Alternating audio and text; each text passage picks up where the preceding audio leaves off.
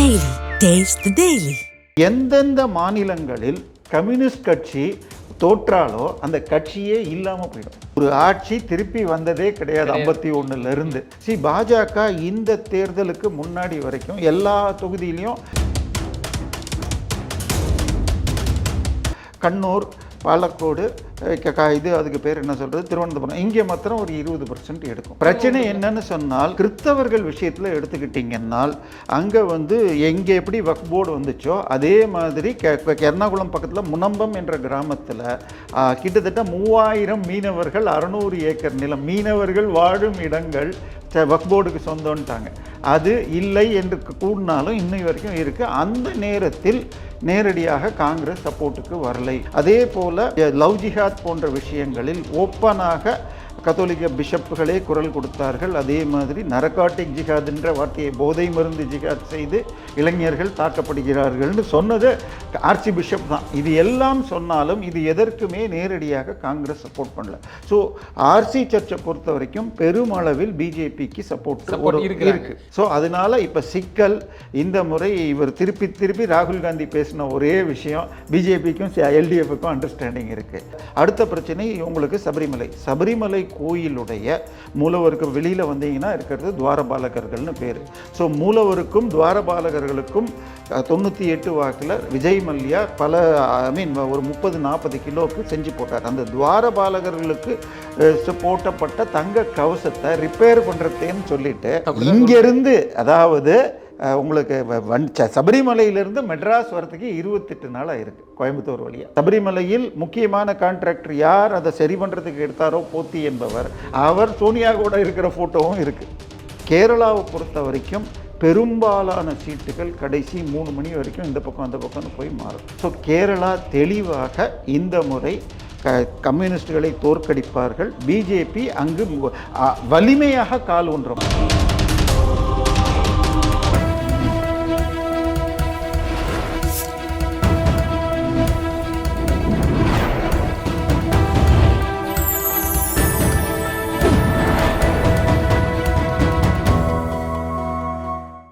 Channel 5 தமிழர்களுக்கு வணக்கம். இன்றைய நேர்காணல் நம்மோடு பேசியிருப்பது அரசியல் விமர்சகர் தேவப்பிரியா சார். வணக்கம் சார். வணக்கம் சார். கேரளாவில் பாண்டிச்சேரி, கேரளா ஒரு மாநிலம் தேர்தல் நடந்துகிட்டு இருக்கு. இப்போ இந்த நேரத்தில் வாக்குப்பதிவு நடந்துகிட்டு இருக்கு. இல்லை குறிப்பாக கேரளாவை எடுத்துக்கிட்டிங்கன்னா இந்த முறை வரக்கூடிய ரிசல்ட்டில் கம்யூனிஸ்ட் ஆட்சிக்கு வராது மறுபடியும் அப்படின்னு சொல்கிறாங்க. ப்ளஸ் பாஜக அங்கே வளர்ந்து கொண்டே இருக்கிறது. எப்படி பார்க்குறீங்க?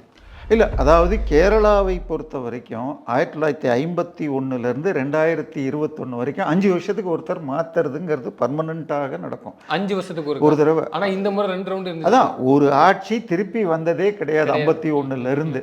இன்னொன்று, முதல் முறையாக உலகத்திலேயே கம்யூனிஸ்ட் கட்சி தேர்தலில் நின்று ஜெயிச்சதுன்னு சொன்னால் ஒய்எஸ் நம்பூதிரிபாத் கட்சி, கம்யூனிஸ்ட். ஆனால் அதையும் கலைச்சது நேரு. அரசியல் சாசனத்தை குப்பை தொட்டியில் போட்டு இழிவுபடுத்துவதுன்னா அது காங்கிரஸுக்கு கைவந்த கலை. நேருவில் ஆரம்பித்து மன்மோகன் சிங் வரைக்கும் அதை பண்ணிகிட்டு இருந்தாங்க. அதன் பிறகாக இது ஒரு பொம்மை ஜட்மெண்ட் தீர்ப்பு வந்ததுக்கப்புறம் இன்றைக்கி மாநில அரசுகளை கலைப்பது ரொம்ப கடினமாகிடுச்சு. இப்போ நீங்கள் கேட்ட விஷயத்துக்கு வரும். 5 வருஷத்துக்கு ஒரு தடவை மாறிட்டு இருந்தது. 2019 நாடாளுமன்ற தேர்தலில் உங்களுக்கு 20க்கு 19 சீட்டில் காங்கிரஸ் ஜெயிக்குது.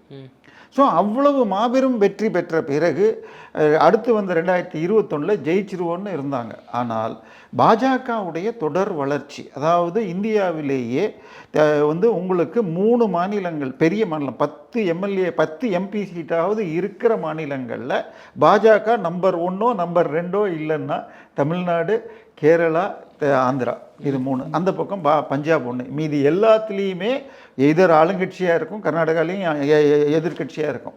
ஸோ இதில் தமிழ்நாட்டிலையும் ஆந்திராலேயும் கொஞ்ச நாளில் வந்துடலாம் ஆச்சா. ஆனால் கேரளாவில் என்ன பிரச்சனைன்னா, பாப்புலேஷனில் கிட்டத்தட்ட 100க்கு 52% 55% சிறுபான்மையினர்.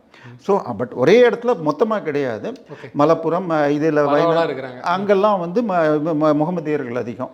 கோட்டயம், எர்ணாகுளம், கொல்லம், இங்கெல்லாம் கிறிஸ்தவர்கள் அதிகம். இந்த மாதிரி இருக்குது. இதில் மலப்புரம் இந்த முஸ்லீம் சைடை பொறுத்த வரைக்கும் IUML, இந்தியன் யூனியன் முஸ்லீம் லீக், எப்பயுமே காங்கிரஸோடு இருக்கும். அதனால அவங்க ஜெயிப்பாங்க. இது 2 பக்கத்துக்கும் பிரிஞ்சு இருக்கும். ஆனால் கடந்த 2021 கிட்டத்தட்ட முன்பு எப்பொழுதும் இல்லாமல் மிகப்பெரிய அளவில் 90 சீட்டை தாண்டி கம்யூனிஸ்ட் ஜெயித்தாங்க. அது வந்து தனியாகவே 72 சீட் அவங்களே சிபிஎம் மாத்திரமே ஜெயித்தாங்க. அதற்கு பெரிய காரணம் பாஜகவுடைய வளர்ச்சி. பாஜக இந்த தேர்தலுக்கு முன்னாடி வரைக்கும் எல்லா தொகுதியிலையும் ஒரு 8லேருந்து 12% எடுக்கும். கண்ணூர், பாலக்கோடு, இது அதுக்கு பேர் என்ன சொல்கிறது, திருவனந்தபுரம், இங்கே மாத்திரம் ஒரு 20% எடுக்கும். ஆனால் இப்போ போன பார்லிமெண்ட் எலெக்ஷனில் சுரேஷ் கோபி திருச்சூரில் ஜெயித்தார். பாலக்கோடு, அதுக்கப்புறம் நேமம்ங்கிற தொகுதியில் முந்தின எலெக்ஷன்லேயே 2015 எலெக்ஷன்லேயே முதல் எம்எல்ஏ வந்திருக்காங்க. ஸோ இந்த முறை திருவனந்தபுரம், நேமம் அங்கே ஒரு சில எம்எல்ஏக்கள், திருச்சூர், பாலக்கோடு, இன்னும் சில இப்போ இதில் பதனம்திட்டாவில் கூட 1-2 வரும். சபரிமலை இருக்கிற அங்கே தான் இவருடைய மகன் ஏகே ஆண்டனியுடைய மகன் இங்கே இருக்காங்க. ஸோ இந்த முறை 6லேருந்து 8 சீட் ரொம்ப பாசிட்டிவாக போட்டால் மினிமம் போட்டிங்கன்னா 3 to 6 வரும். ஸோ 12லேருந்து 15லேருந்து 18% கூட வரலாம்.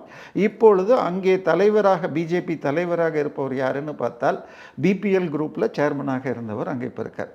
ஸோ அவருடைய மாமனார் தான் கெல்ட்ரான்னு சொல்லி கேரளாவையே இது எலக்ட்ரானிக்கில் வளர்ச்சியை கொண்டு வந்தார். ஸோ காங்கிரஸை பொறுத்த வரைக்கும் எங்கேயுமே ஒரு பெரிய சிக்கல் உண்டு. அந்த கட்சியின் வளர்ச்சி வெற்றியை தடுப்பதற்குன்னே இந்தியாவில் நம்பர் 1 அரசியல் விஞ்ஞானி ஒருத்தர் இருக்கார், ராகுல் காந்தி. ஸோ இப்போ பஞ்சாபில் அவங்க தான் நம்பர் 2 பார்ட்டியாக இருந்த இடத்துல ஆம் ஆத்மியை கொண்டு வச்சுட்டாங்க. டெல்லியில் நம்பர் 1 பார்ட்டியாக இருந்தது கட்சியே இல்லாமல் பண்ணிட்டாங்க. இப்போ இங்கே யார் முதலமைச்சர் என்பதில் சிக்கல். ஒரு பக்கம் அவருடைய வலதுகையான கேசி வேணுகோபால், இன்னொரு பக்கம் சதீஷன்னு உள்ளூர் ரமேஷ் சென்னிதாலான்னு இன்னொரு தலைவர் நீண்ட காலமாக இருப்பார். இந்த 3 பேருமே நாயர் வகுப்பை சேர்ந்தவர்கள். ஸோ இதில் யாருக்கு ஒரு பக்கமும் சைடு எடுக்காமல் ஓட்டிகிட்டு இருந்தாங்க. நல்ல வேளை எலெக்ஷன் வர்றப்ப சதீஷ்ன்னு சொல்லிட்டார். கிட்டத்தட்ட கடைசியாக வந்த போலில் அவருடைய அப்ரூவல் ரேட்டிங் இவருக்கு சமமாக போயிடும். நிச்சயமாக இப்போ அந்த முதல்வர் கேண்டிடேட்டுக்கே உள்ள ஒரு சலசலப்பு இருந்துச்சு. இப்போ ஃபைனல் பண்ணி அது சதீஷ்ன்னு சொல்லி அது அந்த சதீஷ்னு மாறும் பட்சத்தில் கூட காங்கிரஸுக்கான ஒரு அந்த இடத்துல கொஞ்சம் ஓட்டு வந்து கொஞ்சம் கம்மியாகிறதுக்கான வாய்ப்பு இருக்குல்ல சார்? ஏன்னா பிரச்சனை என்னன்னு சொன்னால் அதான் சொல்லிட்டேனே 53% கிறிஸ்தவர்கள், முஸ்லீம். ஸோ அதில் கிறிஸ்தவர்கள் விஷயத்தில் எடுத்துக்கிட்டிங்கன்னால் அங்கே வந்து எங்கே எப்படி வக்ஃப் போர்டு வந்துச்சோ அதே மாதிரி எர்ணாகுளம் பக்கத்தில் முனம்பம் என்ற கிராமத்தில் கிட்டத்தட்ட 3000 மீனவர்கள் 600 ஏக்கர் நிலம் மீனவர்கள் வாழும் இடங்கள் வக்ஃப் போர்டுக்கு சொந்தம்ட்டாங்க. அது இல்லை என்று கூடினாலும் இன்னும் வரைக்கும் இருக்குது. அந்த நேரத்தில் நேரடியாக காங்கிரஸ் சப்போர்ட்டுக்கு வரலை என்று கிறிஸ்தவர்களுக்கு வருத்தம். அதே போல் இது என்ன லவ் ஜிஹாத் போன்ற விஷயங்களில் ஓப்பனாக கத்தோலிக்க பிஷப்புகளே குரல் கொடுத்தார்கள். அதே மாதிரி நரகாட்டிக் ஜிஹாத்ன்ற வார்த்தையை போதை மருந்து ஜிஹாத் செய்து இளைஞர்கள் தாக்கப்படுகிறார்கள்னு சொன்னது ஆர்சி பிஷப் தான். இது எல்லாம் சொன்னாலும் இது எதற்குமே நேரடியாக காங்கிரஸ் சப்போர்ட் பண்ணல. ஸோ ஆர்சி சர்ச்சை பொறுத்த வரைக்கும் பெருமளவில் பிஜேபிக்கு சப்போர்ட் இருக்கு. அது தமிழ்நாட்டில் இருக்கு, நம்ம பார்க்கலாம். அதை வந்து இல்லை, தமிழ்நாட்டில் நேரடியாக இல்லை, ஒரு சில இருக்காங்க. குறிப்பாக சொல்ல இல்லை, கேரளாவில் ஓப்பனாக ஆர்சி சர்ச் வந்து பல பகுதிகளில் நேரடியாக எடுத்துருக்காங்க, பாஜக ஆதரவு எடுத்திருக்காங்க. ஸோ இப்போ பிரச்சனை என்னன்னா பாஜக போன முறை 13 இந்த முறை 18 எடுத்தால் அது யார் ஓட்டை பிரிப்பாங்க? சென்ற முறை 21 தேர்தலில் அவங்க பிரித்தது பெருமளவில் காங்கிரஸ்க்கு வர வேண்டிய ஓட்டு போச்சு. அதாவது காங்கிரஸ் அதுக்கு முந்தைய தேர்தலில் வாங்கினதை விட 0.66% அதிகமாக தான் வாங்கிச்சு. ஆனால் 1.95% அதிகமாக எல்டிஎஃப் வாங்கி கிட்டத்தட்ட 90 சீட்டுக்கு மேலே போயிட்டாங்க, 99 சீட். ஸோ அதனால் இப்போ சிக்கல். இந்த முறை இவர் திருப்பி ராகுல் காந்தி பேசின ஒரே விஷயம் பிஜேபிக்கும் எல்டிஎஃப்க்கும் அண்டர்ஸ்டாண்டிங் இருக்குது. அதை தாண்டி எஸ்டிபிஐ இங்கேயுமே அந்த கட்சிகள் இருக்குது. அவங்க இந்திய அளவில் தடை செய்யப்பட்ட பிஎஃப்ஐ என்ற பயங்கரவாத அமைப்பின் அரசியல் பிரிவு. ஸோ அவங்க நேரடியாக சிபிஎம்மோட கூட்டணி இருக்குது. அவங்க தனியாக நிற்கிறாங்க, ஆனால் இன்டைரக்ட் அண்டர்ஸ்டாண்டிங் இருக்குன்னு ரமேஷ் சென்னிதாலா சொல்லிட்டு இருக்கார்.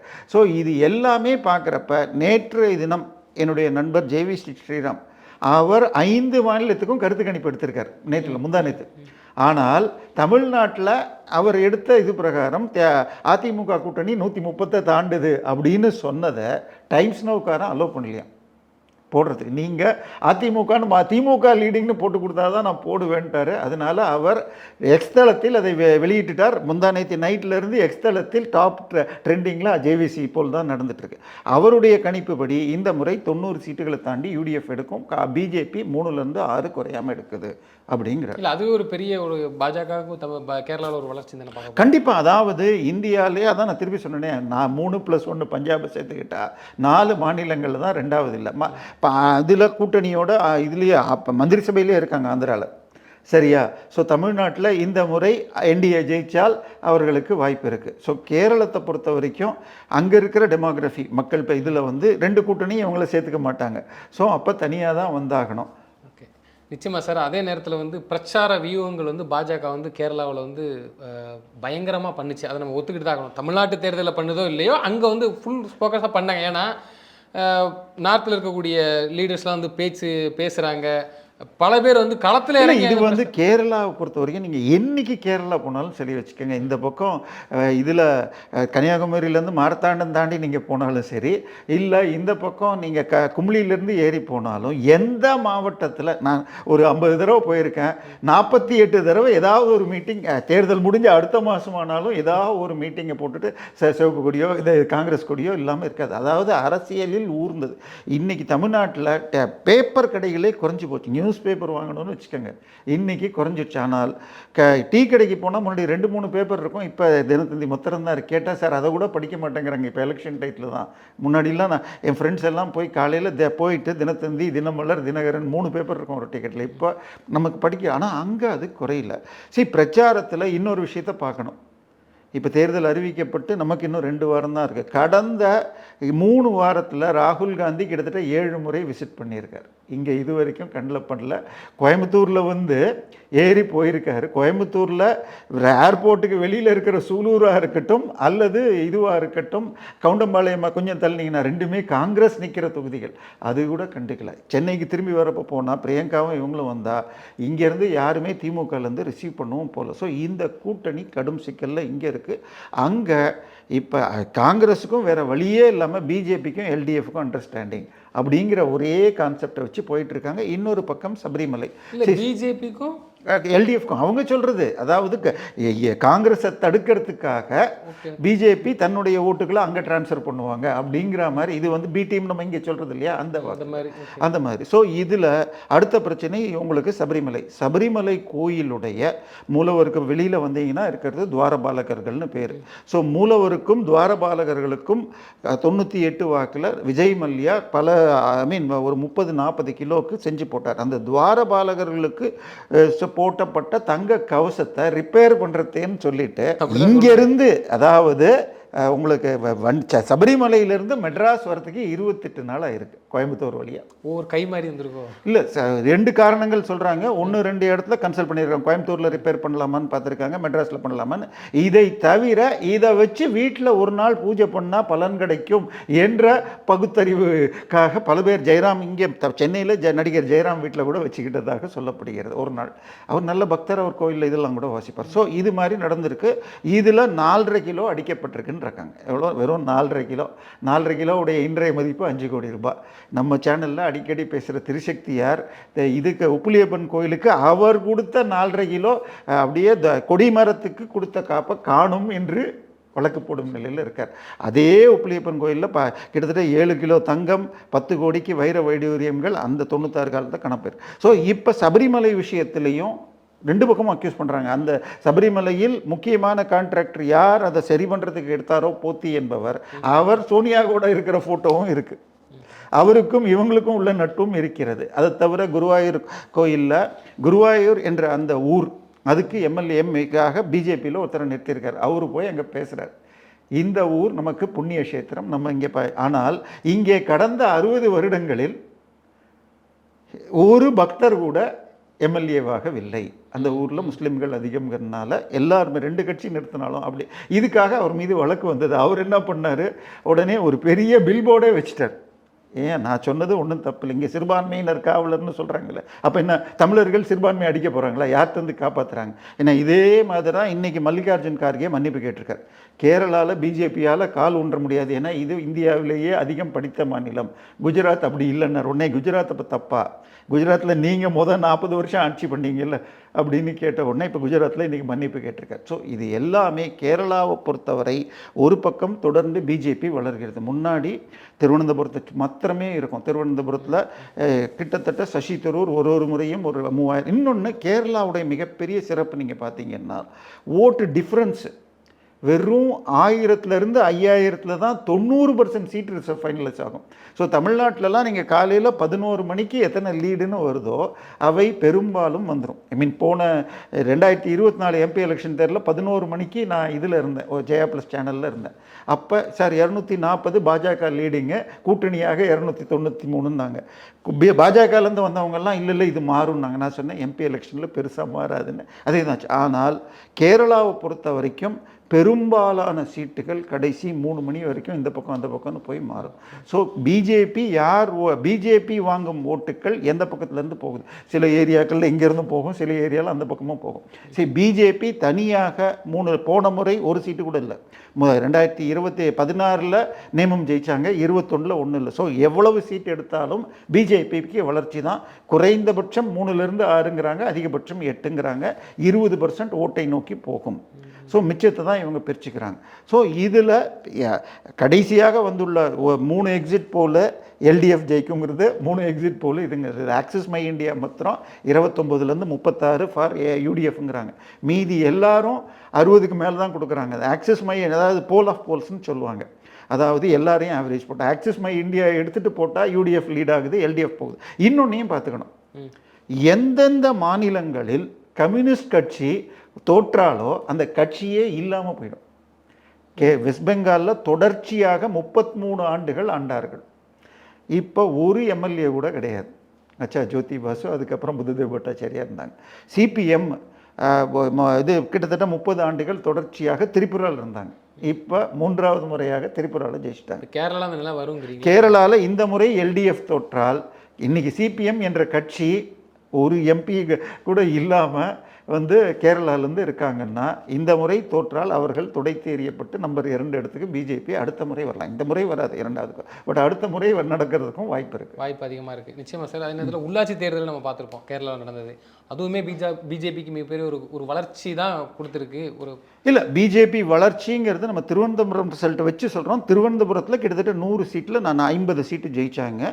ஸோ அது மிகப்பெரிய வளர்ச்சி. அதான் சொல்கிறேன்னா, இங்கே பிரச்சனை என்னென்னா பர்சன்டேஜ் ஆஃப் ஓட்டை வச்சு மாத்திரம் பார்க்காம சீட் வளர்ச்சின்னு பார்த்தீங்கன்னா, உள்ளாட்சி தேர்தலில் இவங்க வெற்றி பெற்றது மிக அதிகம். மாநகராட்சியில் உங்களுக்கு 9ல் 6 தொகுதிகளை 6 காங்கிரஸ் ஜெயிச்சது, 1 பிஜேபி, 2 இழுபறியில் சிபிஎம் எடுத்தது. ஸோ பட் ஆனால் பரவலாக அவங்க இந்த 4-5 மாவட்டத்தில் தான், திருப்பி பாலக்கோடு, பதனம்திட்டா, இது எர்ணாகுளம், அந்த மாதிரி திருவனந்தபுரம், இந்த மாதிரி பகுதியில் தான் இருக்காங்க. அது இன்னும் கொஞ்சம் இது கண்ணூரில் வரும். பட் கண்ணூரில் சிபிஎம் மெஜாரிட்டி அதிகம். இதுதான் இதை இந்த முறை உடைத்து அதிகமாக்கணும். 18% தாட்டிட்டாங்கன்னு வச்சுக்கோங்களேன். ஒரு கட்சி கூட்டணியில் அடுத்த முறை சீட் கன்வர்ஷன் சரியாகும்.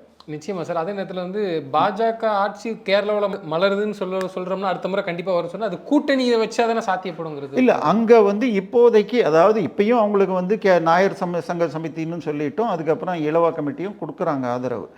ஆனாலும் அங்கே இருக்கிற டெமோகிராஃபி எப்படி இது விசிக இதெல்லாம் கம்யூனிஸ்டுகள் இங்கே சேர முடியாத, பாஜக இருக்கும் காங்கிரஸ், அந்த மாதிரி சிக்கல்கள் அங்கு முஸ்லீம் கிறிஸ்தவ ஓட்டுக்களை எண்ணி இருக்கிறவங்க வர்றது கஷ்டம். இல்லை, 60% சிறுபான்மை ஓட்டு தான் இருக்கா? 55% வருது. அது 55% சில மாநிலங்களில் ஒரு குறிப்பிட்ட சதவீத சிறுபான்மை, இன்னொரு சில மாவட்டங்கள் இருக்கு. ஸோ அந்த மாவட்டங்களில் இப்போ உதாரணமாக சென்னையிலே எடுத்துக்கோமே, ராயபுரத்தை பொறுத்த வரைக்கும் அங்கே இருக்கிறவங்க 5 வருஷமாக எம்எல்ஏ ஜெயக்குமார் கிடையாது. ஆனால் மக்கள் உதவிக்குன்னா அவர்கிட்ட தான் போகிறாங்க. ஆனால் இப்போயும் என்ன சொல்கிறாங்க, பிஜேபியோட கூட்டணி நாங்கள் போட மாட்டோம்னு சில பேர் சில சேனலில் பேசினதை நான் பார்த்தேன். இல்லை, கடைசியில் வெற்றி பெற்றுவார்னு வருது. ஏன்னா திருவிக நகரில் இவங்களை நிறுத்தினதுக்கப்புறம் ஸ்டாலின் அழைத்து செல்வ பெருந்தகையும் சேகர் பாபுவையும் இதுக்குள்ளேயே நுழைய வேண்டாம் அப்படின்னு சொல்லியிருக்காங்க. அப்படி என்றால் ராயபுரமும் திருவிக நகரும் எளிதாக ஜெயிக்கலாம், துறைமுகம் கூட டைட் ஆகலாம். ஸோ அது மாதிரி இந்த சிக்கல் இருக்கிறதுனால கூட்டணி எளிது கிடையாது சார். ஒன்று ஒரு பாலை போட்டு அமுக்குறீங்கன்னு வச்சுக்கோங்க, இல்லை அடிக்கிறீங்க வேகமாக, அப்போ என்ன ஆகும், இன்னும் வேகமாக எழும்போம். அதுதான் நடக்குது. ஸோ நீங்கள் அவங்கள மீண்டும் மீண்டும் அமுக்க பார்த்தா ஏன் அவங்கள அமுக்குறீங்கன்னு மக்கள் வராங்க. ஸோ அதனால சபரிமலையாக இருக்கட்டும், குருவாயூர் கோயில் காசை எடுத்து கொரோனா டயத்தில் ஒரு 10 கோடியே மாற்றினாங்க. கோர்ட்டில் கேஸ் போட்டு அது தடை, உங்களுக்கு எடுக்க உரிமை இல்லைன்னு. இது மாதிரி கோயில் காசை எடுக்கிறது இதெல்லாம் அதே மாதிரி ஐயப்ப சேவா சமிதின்னு போட்டு ஐயப்ப சங்கமம்னு மாநாடு போட்டாங்க. இங்கே எப்படி முருகன் மாநாடுன்னு. அதுக்கு எங்கேருந்துடா காசு எடுத்தீங்கன்னு கேட்ட உடனே வந்து என்ன பண்ணிட்டாங்க, டொனேஷன் வாங்கிட்டாங்க. யார்கிட்ட? கம்யூனிஸ்ட் யார்கிட்ட டொனேஷன் வாங்கினாங்க? இல்லையா, அதானி கிட்ட இருந்து வாங்கினாங்க. ஐயோ, 4 பெரிய கம்பெனிகள், ஒரு தனலட்சுமி பேங்க், அதானி தான் மேஜர் ஃபண்டர்ஸ். கேரளாவை பொறுத்த வரைக்கும் அதானியோட இன்வெஸ்ட்மெண்ட் அதிகமா இருக்குன்னு சொல்றாங்க. மிக அதிகமாக விழிஞ்சனால அங்க போயிருக்கலாம். அது கரெக்ட். பட் நீங்க அதானி கிட்ட நீங்க வாங்கினீங்கன்னா, அதானி வந்து நேரடியாக விழிஞ்சம் போட்டு 27,000 கோடி இது திருவனந்தபுரம் ஏர்போர்ட்டை அவங்க தான் மேனேஜ் பண்ணுறாங்க. ஸோ பட் அங்கே போய் நீங்கள் டொனேஷன் வாங்கி மக்களை ஏமாத்துறீங்கன்னா, நீ கோயில் காசை ஏண்டா எடுக்கிறன்னு கேட்டால் உடனே அதானி. அதுக்கு அது மாத்திரம் இல்லை, இன்னொன்று சொல்லிட்டாங்க. இது தமிழ்நாட்டுக்கும் வரும். ராம ரவிக்குமார் வழக்கம் போடுறதுக்கு கொடுத்துருக்கேன் அவர்கிட்ட டேட்டா. அந்த ஐயப்ப சங்கமம் கூட்டத்திற்கு தேவசம் போர்டு அஃபிஷியல் நம்ம பிரகாரம் இந்து போன டிரான்ஸ்போர்ட்டு சாப்பாடு செலவை எழுதக்கூடாதுன்ட்டாங்க. அது ஒரு ஃபங்க்ஷனுக்காக டொனேஷன் வாங்குது. நீ தேவசம் போர்டுக்கும் அதுக்கும் தொடர்பு இருக்கக்கூடாதுன்றாங்க. இப்போ அது பண்ணினீங்கன்னா தமிழ்நாட்டில் நடக்கிற ஒவ்வொரு விஷயமும் என்னாகும். ஸோ கேரளா தெளிவாக இந்த முறை கம்யூனிஸ்டுகளை தோற்கடிப்பார்கள். பிஜேபி அங்கு வலிமையாக கால் ஊன்றும். அது நடந்ததுன்னா அடுத்த தேர்தலில் எதிர்க்கட்சியாக இருக்கும் சார். 2009க்கு முன்னாடி ஒரிசாவில் பிஜேபியும் பிஜு ஜனதாதளும் கூட்டணி. தேர்தலுக்கு முன்னாடி பிஜு ஜனதாதள் தள்ளி விட்டாங்க. அடுத்த தேர்தலில் ஒரு என்ட்ரன்ஸ் காட்டினாங்க. அதுக்கு அடுத்த தேர்தலில் வளர்ந்தாங்க. இந்த முறை அறுதி பெரும்பான்மை கூட இல்லை, 2/3 மெஜாரிட்டி வாங்கிட்டாங்க. அது மாதிரி அடுத்த தேர்தலில் எதிர்க்கட்சி அதுக்கு அடுத்த கேரளாவில் வரத்துக்கு வாய்ப்பு இருக்குது. ஆனாலும் மத்திய பாஜகவும் உள்ளூர் மக்களை புரிஞ்சு நடக்கணும். சில நேரங்களில் அந்த தவறும் நடக்கிறது, அதையும் பார்க்கணும். நிச்சயமாக சார். தொடர்ந்து தங்கள் கருத்துக்களை பயன்படுத்த நன்றி.